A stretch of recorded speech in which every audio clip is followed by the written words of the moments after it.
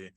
And I'm glad you brought up the COVID-19 pandemic because that's kind of what sparked this first kind of conversation piece. But I wanted to talk about the importance of shared knowledge for communal survival. And one of the things that came up in my little rabbit hole I went through on cognitive science over the weekend, but there was this researcher who was studying packs of wolves at Yellowstone National Park. And based off of their research, it was only around like 16, or I guess only 16 packs of wolves is kind of a weird thing to say, but uh, It is a small sample size. yeah, it's a small sample size. Whenever I'm bringing up data, I like to acknowledge small sample sizes. But of the wolf packs that they studied, packs that had at least one elder survived against other wolf packs at a rate 2.5 times higher, meaning that if a pack of wolves had just one wolf that was older than the rest of the wolves in the pack versus a younger pack who doesn't have that elder in the pack, if the packs were to combat against each other, the pack with the elder is more likely to survive that attack.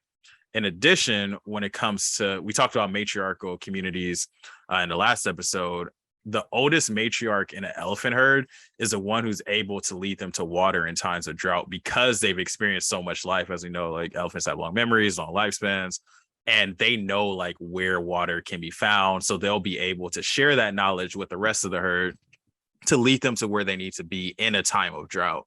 And this made me think of the COVID-19 pandemic because especially at the onset of the pandemic, there was this narrative going around that it's like, oh, well, it's only old people that are dying, which is just an insane thing to say. Like only anybody is dying is an insane thing to say. But speaking of the pandemic and how it's only impacting our elders was something that was just like an asinine to me because what do you mean only old people are dying? We should be like even more concerned if only old people are dying because there's so much knowledge that intentionally needs to get passed down from generation to generation.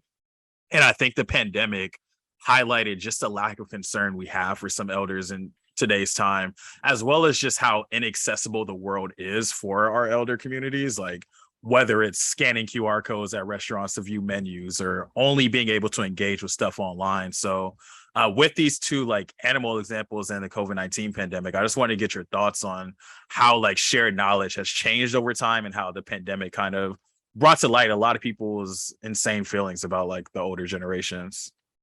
Yeah, this is good right here. So basically, like what the first thing that I thought of was my grandma because she has a garden back home with all types of vegetables, plants, flowers, banana trees, all type of stuff she got in her garden. And she has this kind of area with flowers and they're all different kinds of flowers she planted. And in the right part of the time in like the spring and the summer, only certain butterflies go to those flowers. And so when you in her backyard, it's bees around, but different kinds of bees, bumblebees, honeybees, different types of butterflies, and it looks fake. Like it legit looks fake. Like it looks like something out of Alice in Wonderland, but it's in the middle of my grandma's backyard.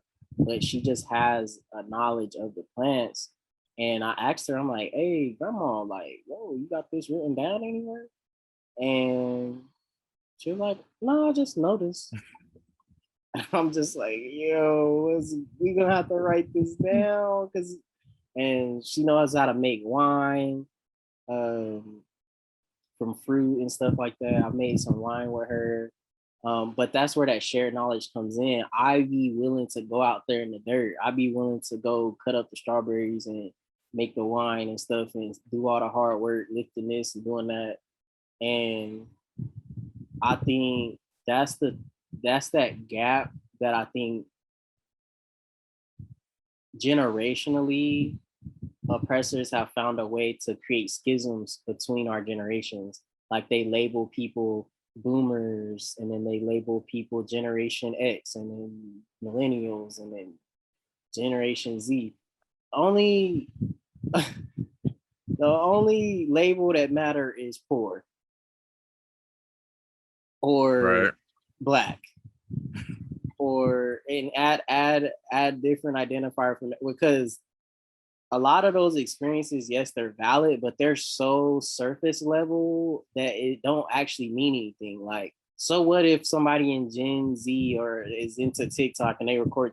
What is the material consequence of that? Like, I do not care. Like, honestly, I be caring that Gen Z don't got no food, or generation or the boomers. They getting tickets from the city because it ain't nobody there to cut their grass, and they don't have the ability to go out there and cut their grass, but they getting fines by the city because their grass too high. That's the type. I think that's where that knowledge part starts to. They created schisms on purpose to keep us unable to progress, and we need all ages involved, all knowledge of all parts, because like my baby sister, she grew up on TikTok. That's all. She ain't had no MySpace. She ain't had nothing like that. So if it's something to do with TikTok, she knows some stuff. She knows some stuff from TikTok now, and it's letting people be in that position and having a role. And I think that's what's a big failure right now is nobody, like, people's roles is all based off of like identity markers and not how they relate to a community. Like, and I think, that the old people are dying. Like, that's just such a heavy statement, because it's like, for one, it's not true. But Yeah. but for two, like, the idea that people are discardable just because they become a certain age is really violent to me.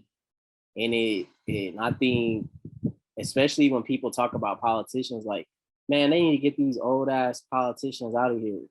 Bruh, fascism don't have no age limit or age requirement. You can be a Right. fascist as early as possible, and that's their goal. And we seeing it now. All these people that's getting voted into office, they was young when, like, they're younger than when Martin Luther King passed away.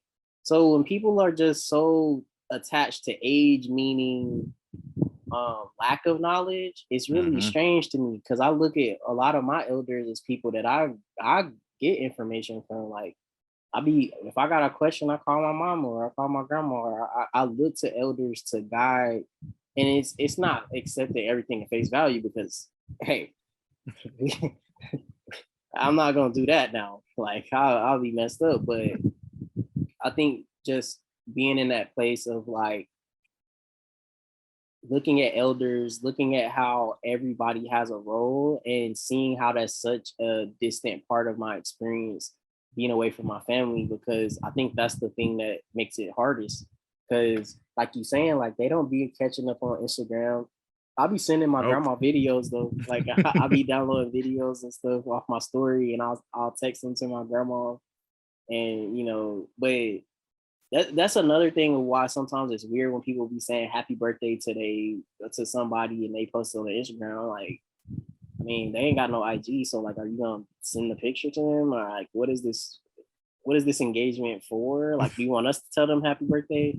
But it's just something that I think is interesting, of just that those schisms that oppressors create between the different ages and the different generations in order to keep us from connecting, because it's a lot of stuff, especially with plants, and that I've learned from my grandma, that don't got nothing, and it's not gonna be in no book. She's like, yeah, you know how to, when you're supposed to water a pot, if you try to move it and it move a lot, then it needs some water. If it don't, then don't water it.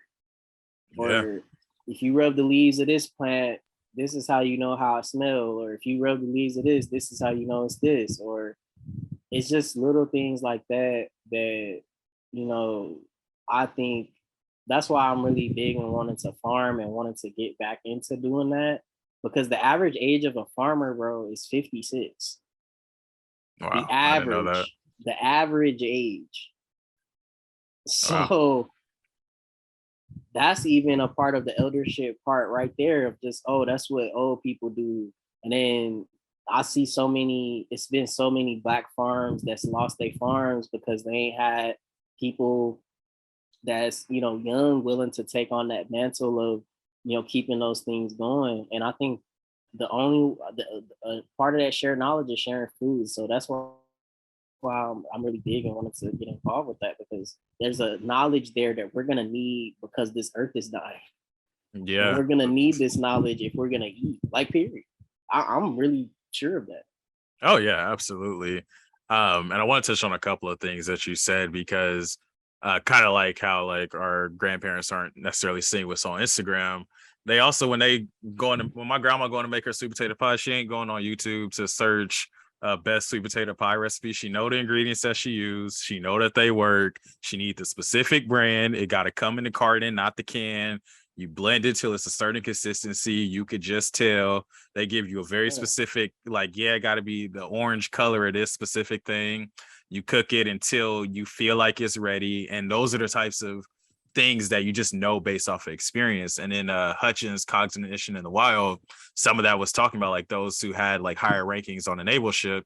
They've been in these situations a number of times before. So they have knowledge across time, across generations, and they know how to convey that information and when information is important and when is that information important. And then going to the back to the wolf example of survival with only one more elder in the pack, I can't tell you how differently I would navigate the city of Los Angeles, California, if it wasn't for the old heads saying where to be, where not to be, what colors to wear, what colors not to wear. Because I'm sure somebody's created some type of internet like blog on what colors to wear where in neighborhoods. But I appreciate that knowledge from my elders who's like, oh, you going over on so and so and so and so. Oh, you might want to change shirts. Noted. Thank you. Because I'm not Googling that. Yeah, and I think what you're talking about too is just the intimacy of the knowledge. Like, Yeah. because I care about you, I'm sharing knowledge with you. And we're in this time where people are proudly stating they don't read. With a chest. I don't read books.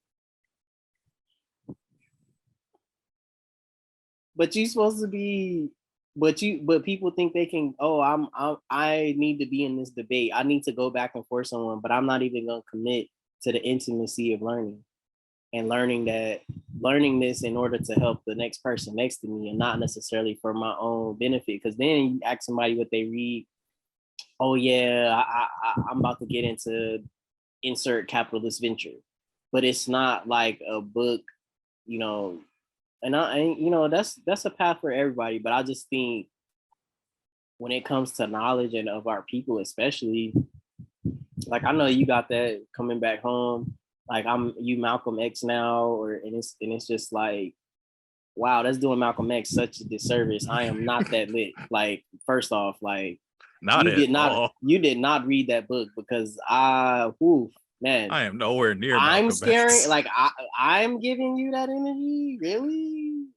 I don't even like Wow. talking to people. I ain't Malcolm X. Whoa.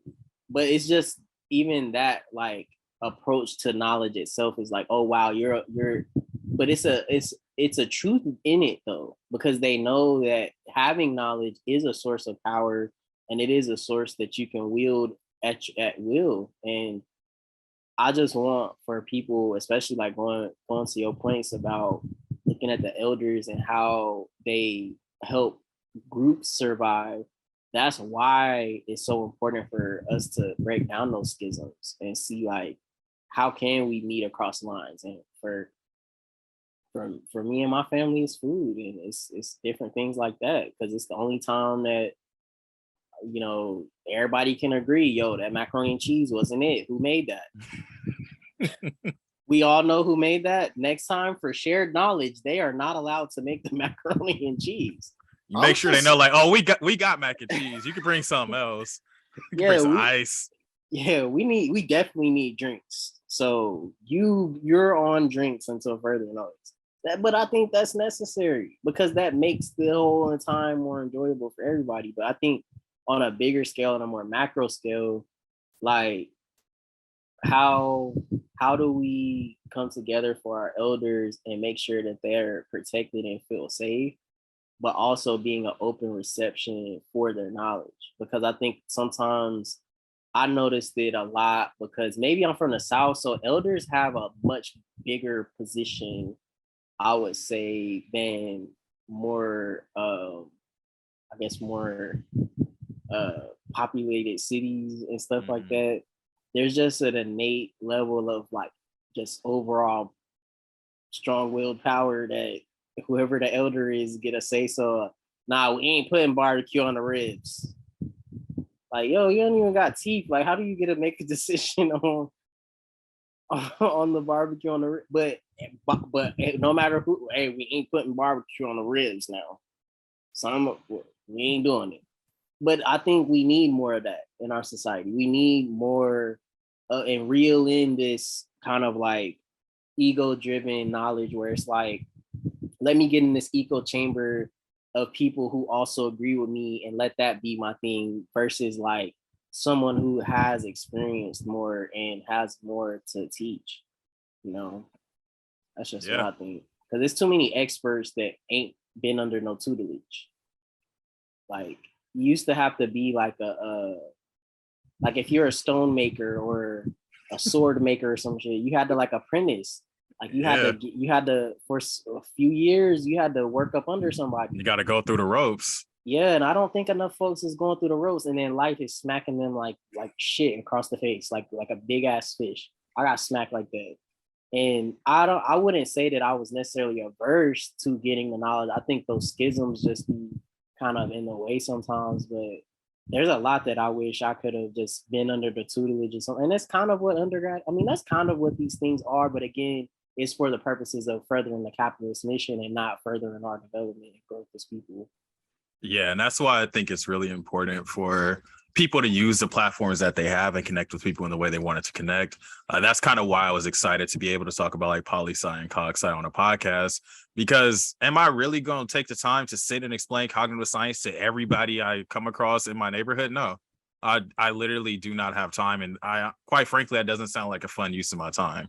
But to be able to point people to like, yeah, this is a structured conversation that I was having, talking about some of these things that you wanted to know about, that's a little bit more digestible way to talk about it. Because as important as it is to receive and learn from our elders, I think it's also important for us to share our knowledge up the totem pole of generations too, because we have access to different knowledge, different perspectives.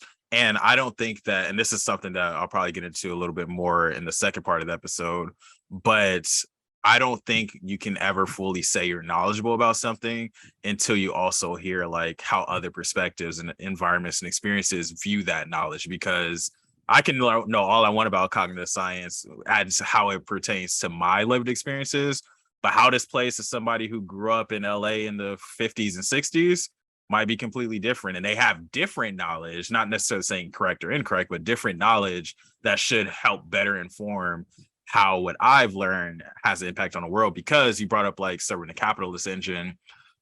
Edwin Hutchins ain't black. Like there's so much that we learn from non-black perspectives, non-black people, that it's important to take what you learn and see how that applies to the community that you come from.